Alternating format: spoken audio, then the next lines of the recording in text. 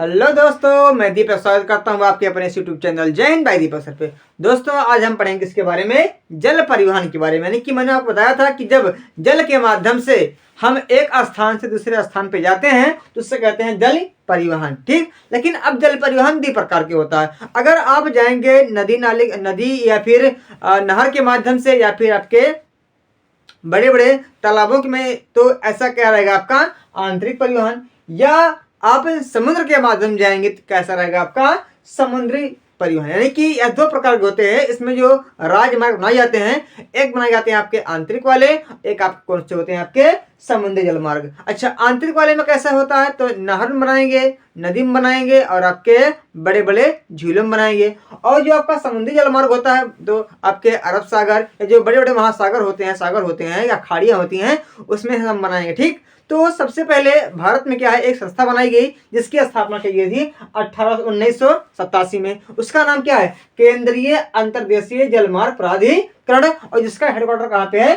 कोलकाता में। यानी कोलकाता में क्या बनाया गया, केंद्रीय अंतर्देशीय जलमार्ग प्राधिकरण 1987 में। और इसी के माध्यम से जल मार्ग को नियंत्रित किया जाता है। अब 2 प्रकार के होते हैं, मैंने आपको बताया था, एक आपका आंतरिक जल मार्ग, एक आपका समुद्री जल मार्ग। जब नहर, नदी या झील के माध्यम से एक स्थान दूसरे स्थान पर जाया जाए, उसमें नाव या जहाज को उतारा जाए, उससे कहते हैं कि हमारा आंतरिक जल मार्ग। यह मुख्यतः एक राज्य से दूसरे राज्य में जाने के लिए या एक शहर से दूसरे शहर में सामान या यात्रियों को ले जाने के लिए बनाया गया।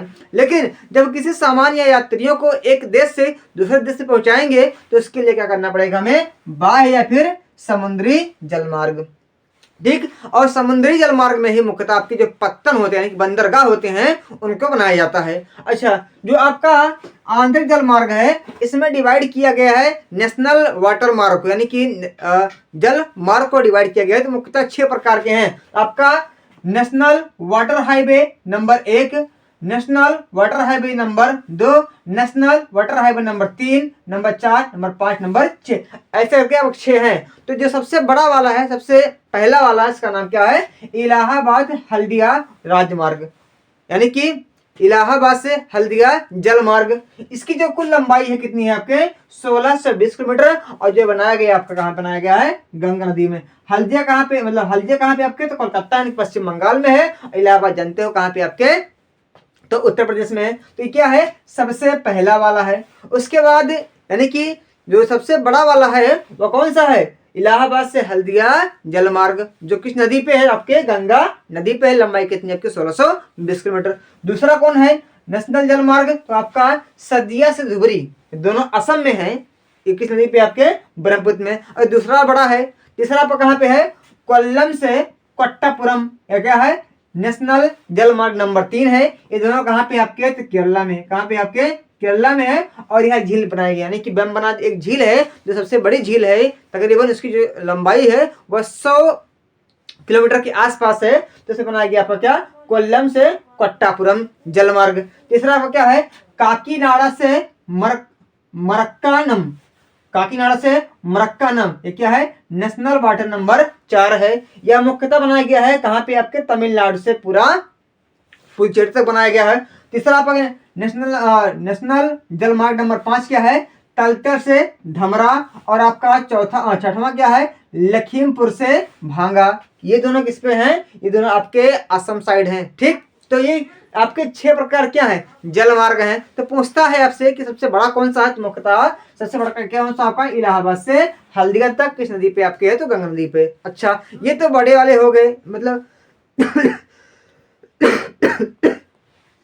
ये कैसे हो गए आपके, ये आपके भैया जल मार्ग आंतरिक वाले हो गए। तो बाह्य के लिए बनाते क्या, समुद्री जल मार्ग के लिए मुख्यतः यह समुद्र में होता है। इसके लिए चाहे हम बंदरगाह कहें, चाहे आपका पत्तन कहे, चाहे आपका पोर्ट कहे, इनका निर्माण होता है। और इसका जो रख रखाव है बंदरगाहों का, वह किस पे होता है, आपके समवर्ती सूची पे होता है। तो भारत में कुल 13 बड़े बंदरगाह और आपका 183 छोटे बंदरगाह हैं। तो कुछ यानी कि 6 बंदरगाह आपके पश्चिमी तट पे हैं और 6 आपके पूर्वी हैं और एक आपका अंडमान निकोबार में है। तो पूछता है आपके मैपिंग के क्वेश्चन में कि फलाना बंदरगाह किस स्थान पे है या किस तट पे है या किस राज्य में है उसको बताना है। तो आपका मैंने यहाँ बनाया हुआ है, तो आपका राज्य भी दिखाया हुआ है और उनका नाम लिखा है। तो गुजरात में एक बंदरगाह जिसका नाम है कांडला बंदरगाह। गुजरात में क्या है, गुजरात के कच्छ के खंभात की खाड़ी के तट पे क्या बनाया गया है, एक बंदरगाह जिसका नाम है कांडला बंदरगाह। यह क्या है, यह पश्चिमी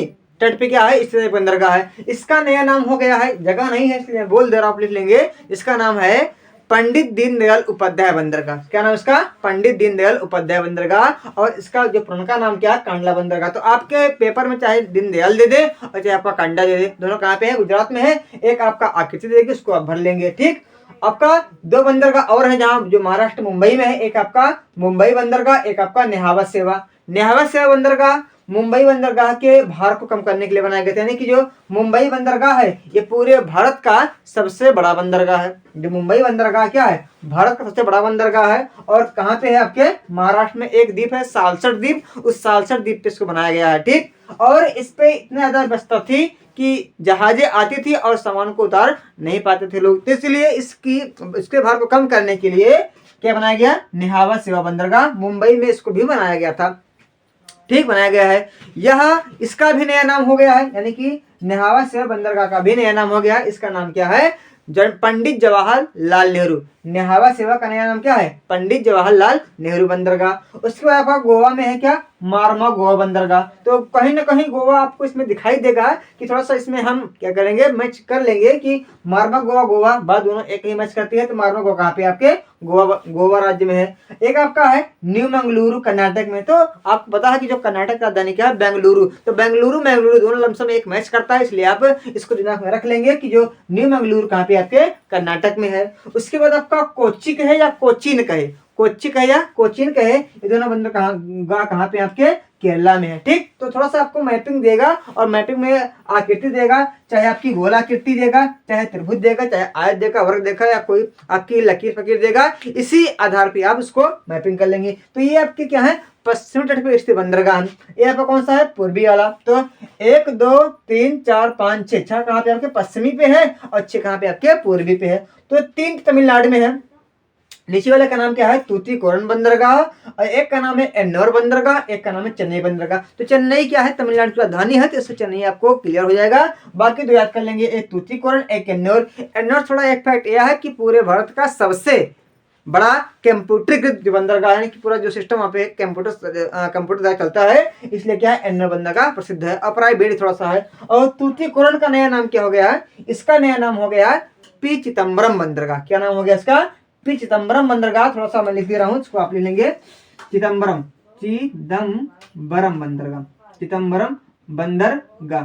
ये किसका नाम है, तूतीकोरन का। किसका नाम है, तूतीकोरन बंदरगाह का। ठीक, आपका एन्नौर हो गया, चेन्नई। तीन कहाँ पे, आपके तमिलनाडु में। विशाखापत्तनम पूरे भारत का सबसे गहरा बंदरगाह, पूरे भारत का सबसे गहरा बंदरगाह कौन सा, आपका विशाखापत्तनम में है। तो कहाँ पे है, आंध्र प्रदेश में है। और मैं एक मजे की बात बता दे रहा हूं कि विशाखापत्तनम अब आंध्र प्रदेश की नई राजधानी होने वाली है। पहले इसकी राजधानी हैदराबाद थी, लेकिन उसको अब हटा के क्या कर दिया गया, अमरावती कर दिया गया है। लेकिन अमरावती से भी इसकी राजधानी आप काट के कहाँ किया जा रहा है, तो विशाखापत्तनम किया जा रहा है। तो थोड़ा सा इसको आप मैच कर लेंगे कि विशाखापत्तनम कहाँ पे है, आंध्र प्रदेश में है। और पत्तन बात एक ही है बात, तो कहाँ पे आपके आंध्र प्रदेश में है। और पूरे भारत का सबसे गहरा बंदरगाह है।